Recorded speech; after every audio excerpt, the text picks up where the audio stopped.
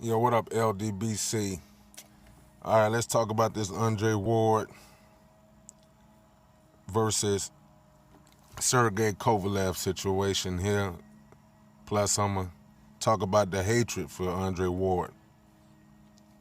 Now, don't y'all remember back when Kathy Duvall was saying how she was trying to play dumb, like she didn't know why Ward didn't show up to the press conference, like she had no knowledge of why. Y'all remember how she was like, I don't think he wants to fight. You know, using that BCN. And how everybody just came out criticizing Andre Ward. I know this a little late for me giving that topic.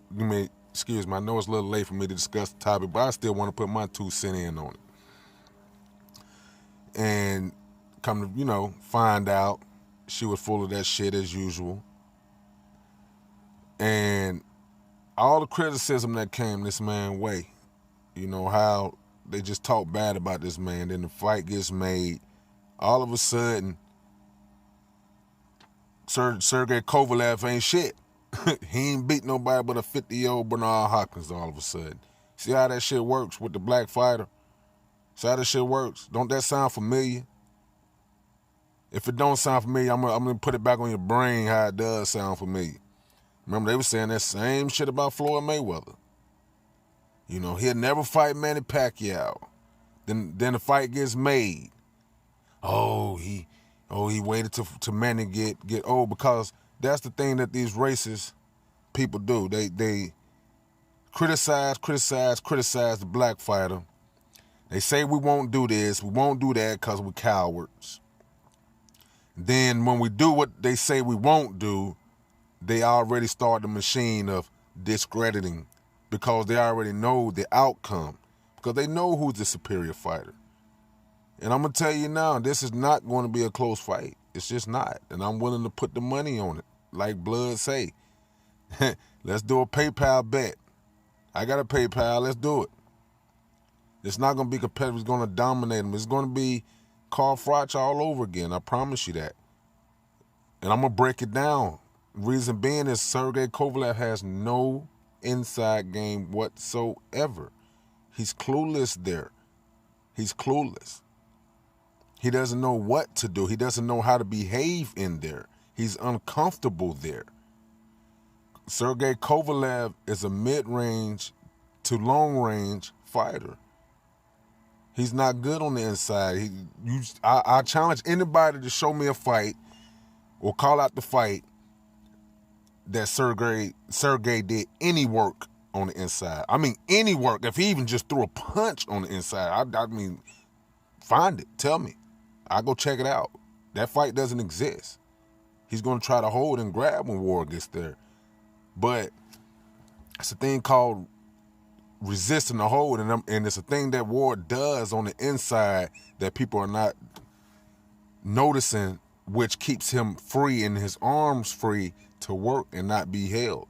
And that's a old trick, which is you put the forearm into the chest to keep the arms extended, to keep space between you and that guy so that he can't really wrap you up. And then you work with the other arm and you do you alternate. So if I put my left forearm into your chest and I'm pushing you away, keeping you from wrapping me up, then I'm working with the right arm. And then I might put my right arm in your chest, pushing you, and then I'll start working with the left arm. Go and watch the Carl Froch fight. You're going to see it all night. That's what Carl Froch was getting so frustrated, because he wanted to wrap Ward up on the inside, but Ward wouldn't allow it by doing those maneuvers. See, those are the nuances that go on that people don't pick up on. They don't realize when they're saying, well, why don't he do this? Or why because he's not being able to do it, because Ward is not going to allow him to do those things. And then what Ward is going to do to him on the mid-range is he's going to counterpunch him. He's going to be first. He has the faster hands. The only advantage Kovalev has in the fight is his power. And power can be neutralized very easily if you have the tools to neutralize it, meaning good defense, good vision, because vision and defense go hand in hand. That's why that's what made Floyd and Andre so special in the ring, is that it's their vision, seeing the punches, and being able to react to the punches and make the punches miss or catch the punches. Now, what's going to happen in this fight is that he's going to dog walk Sergey Kovalev. It's not going to be competitive, I promise you. It's not. The bully is going to get bullied in this fight.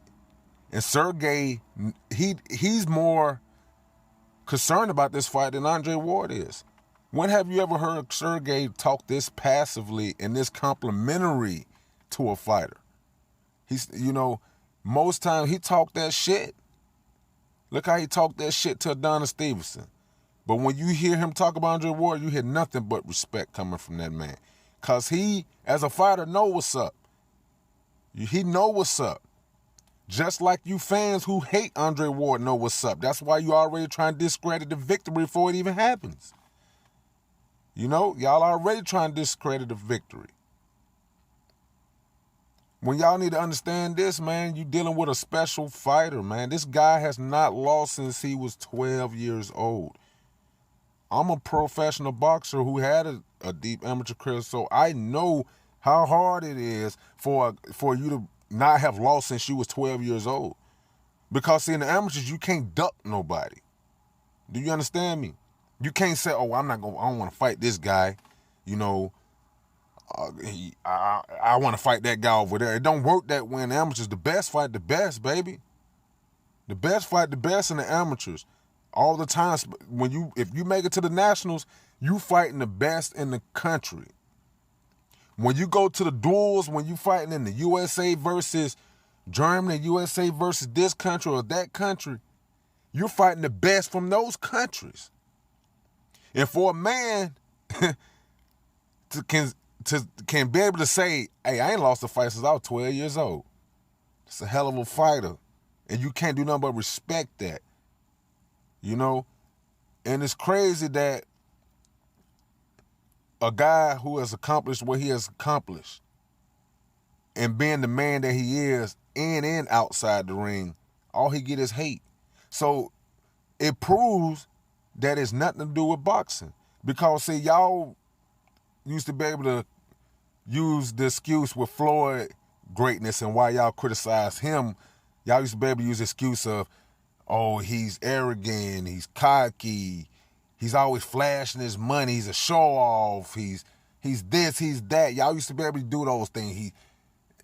Talk about things that happen in his personal life. Y'all used to be able to do those things about Floyd. And then people, even if they felt like you was unfairly criticizing Floyd, they would at least have to acknowledge that, okay, Floyd may do some things that we don't agree with outside the ring. So X, Y, and Z or whatever, so we can see your point. But with a guy like Andre Ward, this guy's been a family man since high school. He's been married since high school. He don't get in trouble. He's a Christian. He don't talk bad about people. You never hear about him getting in trouble, running around on his wife or in those things. A family man. He do his business in that ring and he take care of his family. And all he do is get hate. So what? It just proves the point. It has nothing to do with boxing. It has to do with that melanin. And all it is, man, it's just jealousy, man. Since the beginning of boxing, man, everybody's been jealous of the black fighter because we can do things that nobody else can do. We have a rhythm nobody else has. Now, every now and again, you have that white fighter or what have you that comes along like a Lomachenko that has that black rhythm style. But you go look and you go and do their research on them. What they tell you, who they tell you their favorite fighter was, who Lomachenko said his favorite fighter was, Roy Jones. So he was studying Roy Jones. So by him studying Roy Jones, he was able to adopt that rhythm. So stop with the hatred, man, for the black fighter, man, and stop picking and choosing when you want to be patriotic. Because this man is an Olympic gold medalist. undefeated. And all y'all want to do is hate on this man. Tear down this man's accomplishments. Forget the fact that this man was the underdog going into that Super 6 tournament. Remember, they was talking about Arthur Abraham and Mikhail Kessler or Carl Froch. Them the three guys that, one of those three guys was the one that was supposed to win this thing. Andre Ward's an afterthought. He wasn't supposed to get, because they were talking about how he got dropped by Darnell Boone at 160, X, Y, and Z, right? See, but they showed you that lack of knowledge about boxing and that they know nothing about boxing when they were saying it, because, see, and Virgil Hunter touched on it a few weeks ago. He did an interview when he said he only made one mistake with Andre Ward in his career, that's when he took him to 160. He said he should have never done that. Sometimes, no, I'm going to say sometimes, because, see, sometimes your weight, when a guy's fighting at the improper weight, meaning he's cutting too much weight, you suffer as a fighter more than just, you suffering because you can't eat what you want to eat or those things like that, you having to diet. No, you suffer physically because, see, you don't have enough fluid around the brain. You're dehydrating yourself too much. And if you don't have enough fluid around the brain, then guess what happened? Your brain is bumping against its skull. So you get hurt easier. And so, but everybody want to talk about Ward don't have a chin, but Ward, that was at 160. Y'all ain't seen Ward wobbling all around the ring since that fight. That happened one time, and that same guy y'all talking about it, didn't he put Kovalev on his ass, I believe? I think he did. Yeah, he put Kovalev on his ass. So why is it that y'all ain't saying Kovalev chin suspect when the same guy who put Ward on his ass put Kovalev on his ass? Don't worry, I'll wait.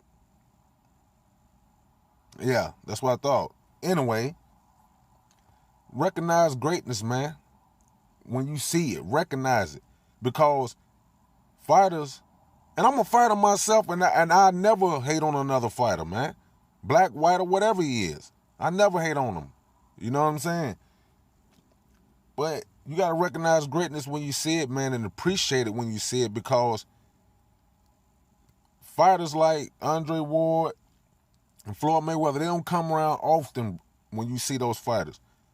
See how I can't wait to Floyd retire. Now people want Floyd back. Now people talking about they making their conspiracy theories about a 50th fight and all this other stuff, but they said they couldn't wait for Floyd to retire. You know? So, man, appreciate this greatness that this man puts on display, man. Appreciate the man that he is in and out of the ring. Do that. You know, because the man is a technician in that ring, man. I study this guy, man. As a fighter, I study this man. I study what he does on the inside. All the little nuances of the things that you guys don't pick up on. I pick up on it. Other fighters pick up on it because we're fighters. We see it differently. You know, the best analogy I can give you regarding, you know, the way a fighter see things different from a fan is Michael Jordan did a interview a couple of years ago when they was talking about his career and stuff like that, and he said, see, as a basketball player, that's actually playing the game, he say, I see the court differently from a fan. I see it differently from a sportscaster or announcer, whatever you want to call him, commentator. He said, I see it differently. He said, so when y'all see me make this pass or what have you, y'all say, oh my God, like, how did he see, like, how did he do that? He's seen it before it happened.